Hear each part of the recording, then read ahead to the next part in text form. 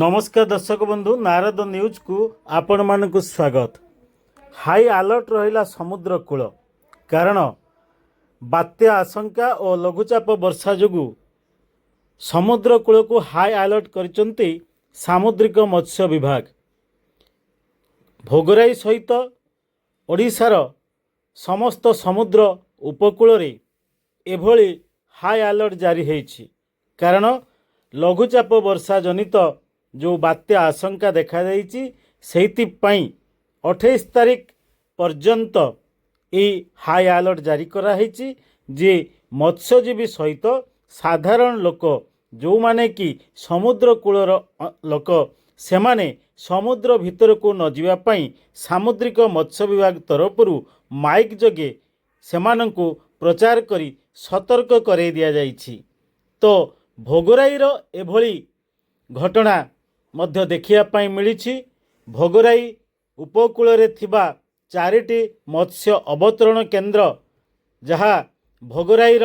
स्वाभिमान से सबु अंचल रे मत्स्यजीवी माने जेमिति भाबरे एभली समय समुद्र को न जाई कौनसी अघटन रे शिकार न हुअंतु सेहितिपाई सामुद्रिक मत्स्य विभाग चंदनेश्वर तरफरु डाकबाजी जंत्र रे उदयपुर ठारू कीर्तिनिया पर्यंत समस्त समुद्र उपकूल रे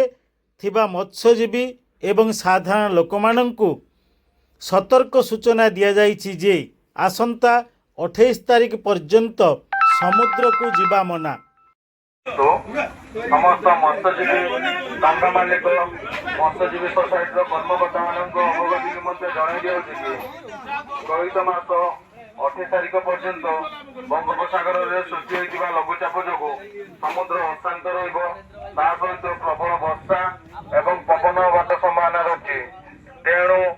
चलित मास 28 तारिख पर्यंत समुद्र मध्य को माछ धरिया जातु ना डंगा और जाल को सुरक्षित स्थान रखु निजे मध्य सुरक्षित स्थान रुहतु धन और जीवन